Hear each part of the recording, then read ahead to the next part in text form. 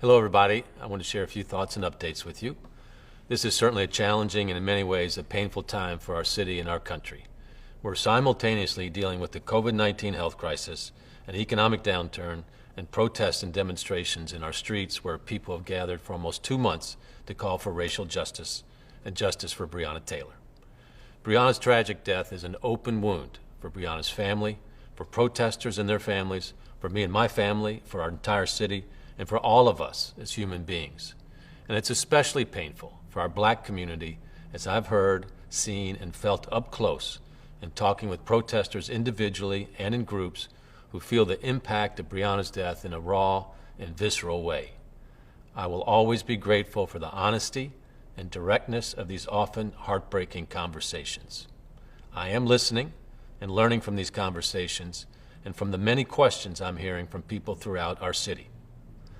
A lot of the questions are about the status of Breonna Taylor's case. I also hear questions about how we got here and where do we go from here. And there are strong emotions in those questions too. Frustration, pain, anxiety, grief, along with determination, compassion, and hope. I share all those feelings, and I feel like I go through that cycle every single day, because that's what happens when the people in the city you love are going through a time of hurt and uncertainty. That's the situation we're in. So let's talk about it. I, along with so many others in our country and community, am incredibly frustrated at the slow pace of justice in Breonna's case. On May 20, LMPD turned over its Public Integrity Unit file from its investigation to Attorney General Daniel Cameron's office, and has since complied with all of his requests for additional information and material. People need to know what happened in this tragedy, and we need to know soon. So now we're all waiting for him to announce his findings. I'm waiting the same as you. I have no control or influence over that process or the additional independent investigations being conducted by the Department of Justice and FBI, and I'm as frustrated as you are by how long it's all taking. Yes, the process needs to be thorough, but like you, I want a resolution. Breonna Taylor's family and our community deserve that. But while we are waiting for these investigative outcomes, I'm not waiting to pursue the cause of racial justice in Louisville, and particularly the need for public safety reform.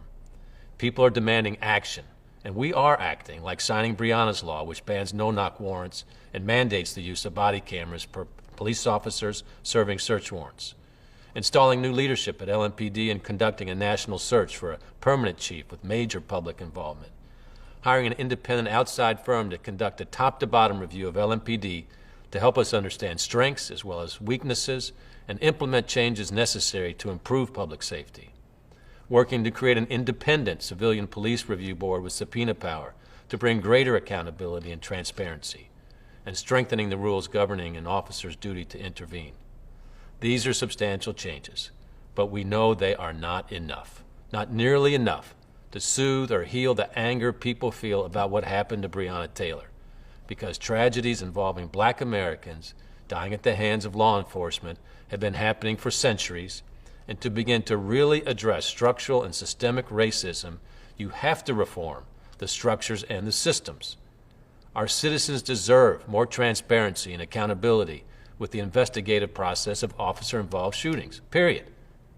That requires changes both within and beyond our city, and I will fight for this change wherever the fight takes me. For example, changes in state law must occur. State law KRS 67C imposes essentially a gag order on what I can say publicly about matters related to any kind of investigation being conducted by LMPD's Public Integrity Unit, such as an officer-involved shooting. And while we don't want to jeopardize an ongoing investigation or compromise the rights of officers or civilians, we have to be able to address the public right to know what's happening. Being unable to answer basic questions to the public contributes to distrust of the investigative process and suspicion of secrecy and cover-up. That is not just, and it must be corrected. Changing this law is just one of the many steps we needed to take to restore people's trust in government in general, and law enforcement in particular. We also need to change state law to strengthen civilian oversight of police investigations. As I said, we're working to establish a strong, independent civilian review police board made up of people from all across our community. The working group, created jointly with the Metro Council and charged with recommending our Civilian Review Board model includes representatives ranging from the ACLU to the Fraternal Order of Police. For accountability and transparency, there must be informed, independent civilian involvement from the beginning of investigation. And we want the Civilian Review Board to have subpoena power so they can get answers to questions for the people of our city. I will be working with the legislature to change state law in order to do that, and I will need your help to make that happen too. An Office of Inspector General is being established.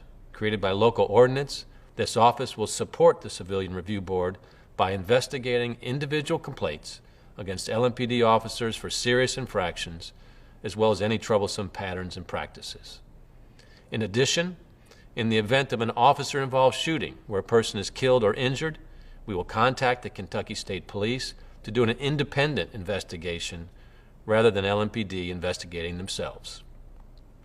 Beyond these changes, we'll also be working with the FOP through the collective bargaining process to find ways to strike the right balance between protecting an officer's right to due process and providing the public with greater transparency and accountability, which are essential to police community legitimacy and public safety. And good police officers know that they have to have the trust of the public in order to do their jobs effectively, and they will support these changes we are pursuing. LMPD employs about 1,100 police officers who are sworn to serve and protect about 770,000 people. That's more than 600 people for every one police officer. So you can see, public safety is only possible when police and the public work together. Let's talk a bit about our police structure. There are serious, long-standing challenges in policing that must be addressed. We must ensure all our police officers see themselves as guardians and peacemakers, not warriors. And we must also acknowledge that we as a society and nation bear responsibility for not making the necessary investments to address poverty, mental health, domestic violence, substance use, and much more. And instead, we ask our police officers to deal with these systemic failures. And while good police officers do their best to meet these challenges, and many do incredible work, it's not fair, it's not smart, and it's not just to ask them to address all of society's problems. To realize true racial justice, equity, and peace, we have to take on all of these challenges, all of us.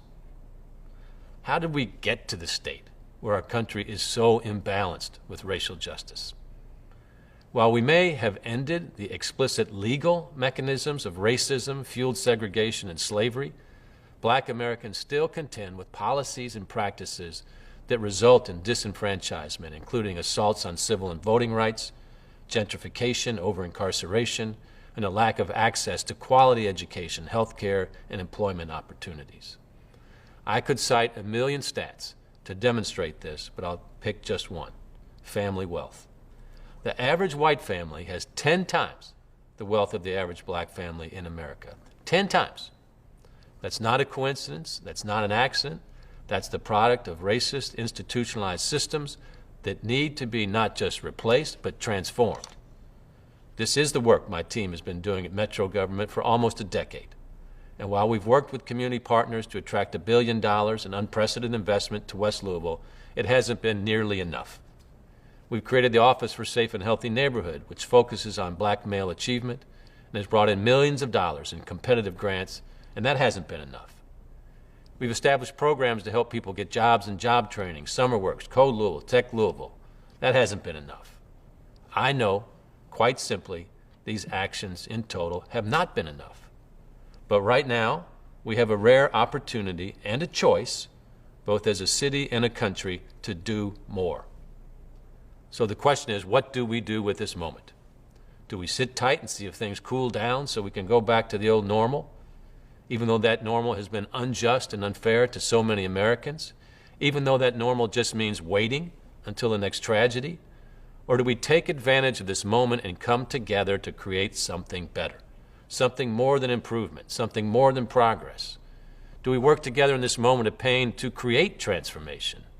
Transformation like we should have seen long before now to create racial equity in our country.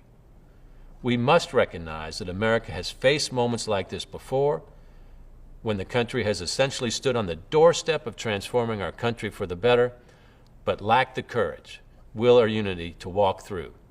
In 1967, President Johnson created the National Advisory Commission on Civil Disorders, known as the Kerner Commission, to study the causes of the race riots that year. That report blamed the unrest on poor neighborhood conditions and limited economic opportunities available to black Americans caused by rampant discrimination in housing and employment. The report warned that without intervention, quote, our nation is moving toward two societies, one black, one white, separate and unequal. Tragically, that intervention never came. But now it's our turn to intervene. It's time for us to assume responsibility for altering the course our city and our country have traveled for far too long. To do this requires cooperation, compassion, and tenacity, because we have to work for change at not only the local and state level, but the national level as well. On July 1st, I was inaugurated as the President of the United States Conference of Mayors, and my first act as President was to propose a resolution in support of Congress creating a commission to study and develop proposals for reparations for African Americans. I did this to address the unconscionable wealth gap that I mentioned between white and black families, to use the national platform that I have now to act, as the great John Lewis said, quote, when you see something that is not right, not just, not fair, you have a moral obligation to say something, to do something.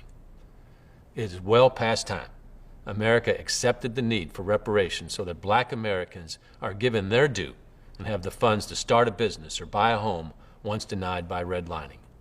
It's hard to get ahead when you're always fighting from behind. I am proud to say that my fellow mayors passed this resolution. We mayors are creating a mayor's vision for a new America, addressing the systemic and institutional failures that have for too long denied equal rights, access, and opportunity to too many people. Mayors across America are right now working on bipartisan recommendations on critical issues like eliminating poverty, COVID-19 and health equity, economic recovery, dismantling systemic racism, and police reform. And in my conversations with other mayors, I'm making sure that the experience and perspectives of the people of Louisville are represented. The conference will provide our recommendations to lawmakers and candidates for office because these issues and the proposed solutions must be part of our national conversation heading into the crucial November elections. As the Conference of Mayors Presidents, I'll also be calling for the federal government to raise the grossly inadequate minimum wage to a family supporting wage, because we have to address this issue of poverty, which leads to so many other challenges for our cities and our country. Imagine the difference it would make if everyone had a living wage, the struggle that would end for so many. And yes, I'm talking about changing laws that have been on the books for a long time, but they were written and passed by people, and they can be rewritten so that the laws of the land in America more closely represent the laws of humanity, so that we create a country that is set up expressly to make it possible for every American, regardless of color, to have an equal chance to thrive. To make that happen, we either have to persuade current lawmakers to make these changes, or we have to work to elect people that will. Of course, that's only possible if we create a broad coalition of people from across the demographic and political spectrum. The good news is that's already happening. More than 2,000 cities and towns have hosted marches for racial justice in the last couple of months. And the crowds here and elsewhere have been beautifully diverse. And that's what this will take. Democrats and Republicans, young black men and women working with older white Louisvillians, immigrants, people from small towns and rural communities, from suburbs and cities. All of us united in fighting for recognition of the fundamental truth that black lives matter. We have to do more than say it. We have to prove that we mean it through actions. That includes taking this fight into the voting booth where meaningful change happens. But there's work we can do every day of the year, and I want to say something now to the compassionate women and men of our city who have watched these protests in solidarity from their homes and are ready to do something, particularly from the white community. It's time for you, for us, to speak up and take greater action. It's no longer enough to say you're not a racist. It's not enough to post supportive messages on social media or put a sign in your yard. Those are great. Keep doing that. but it's time to do more. It's time to channel the spirit of one of our city's great civil rights heroes, Anne Braden, who said, quote, "In every age, no matter how cruel the oppression carried on by those in power, there have been those who struggled for a different world. I believe this is the genius of humankind, the thing that makes us half divine, the fact that some human beings can envision a world that has never existed," unquote. We can bring Anne's vision of equity and justice into existence, and it's time we all committed ourselves more deeply than ever to that cause. That means it's time to tell all your elected representatives, as you have said to me, that your support is contingent on our support for equity and racial justice. That means it's time to support organizations fighting for equity with your time, your money, your energy, and your connections. I mentioned the questions I've been hearing from the people of our city, and one question I get asked all the time is, what can I do to help? Well, there are dozens of opportunities for people to support the cause of equity. I'll list a few. Join a Build Back Better Together work group so we can rebuild a more equitable and dynamic economy. Support minority-owned businesses like those listed at theblackbusinessapp.com. Become a mentor for a young person through the Office for Safe and Healthy Neighborhoods. Donate to organizations working to close the education gap like Evolve 502 or Simmons College of Kentucky. Invest in West Louisville by donating to important projects and organizations like the Russell, A Place of Promise, Black CDC, One West, and Rebound. Donating to nonprofits with black leadership and serving the black community like Play Cousins Collective, AMPed, Bates Community Development Corporation, and Sowing Seed with Faith, and Change Today, Change Tomorrow. Reviewing your own policies, practices, and leadership structures to make necessary changes to support racial equity in your own organization or house of worship. Attend or host a virtual race-based trauma training through the Trauma Resilient Community Initiative. Give young people job opportunities through SummerWorks. Explore your family's history. If you're white, how has your privilege impacted your life and others? Research how racism has shaped you, your city, and your nation. This is a critical moment for our city, as well as our country. Because of the national interest in justice for Breonna Taylor, America's eyes are on Louisville. Let's demonstrate what we already know, that in our city, we have the combination of civic pride, wisdom, courage, and compassion to be that American city that takes itself from tragedy to transformation. I know there are people in our community who are upset at me for decisions I've made or decisions they wish I'd make. I understand that, and I hear you. What I ask of you now is to acknowledge that what we're facing is a choice. And it's not about black versus white or protesters versus police. It's about the past versus the future. One we can't change, and one we can, if we work together. And while there will always be disagreements, the fundamental fact in this city is that we are all on the side of Louisville. When you share a city, you share a future. That means we don't have to look hard for common ground because this city we love is our common ground. In closing, I want to leave you with the words of the greatest, our own Muhammad Ali. His wife Lonnie has said that if he were still alive, he would be joining those calling for racial justice. But Muhammad wouldn't be tearing things down because he believed in lifting people and communities up. And he believed in taking on big fights, even if the odds were long, even if people said that victory was impossible.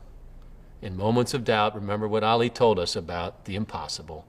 He said impossible is just a word thrown around by small men who find it easier to live in the world they've been given than to explore the power they have to change it. Impossible is not a fact, it's an opinion. Impossible is potential. Impossible is temporary. Impossible is nothing. Well, history tells us that moments of transformation are rare. So let's seize this moment and make that the story of Louisville, how our city responded to tragedy with a fierce determination to create together a future for our city and our country that offers compassion, equity, innovation, justice, and opportunity to those for whom it has been denied for far too long. Let's make this happen. Thank you.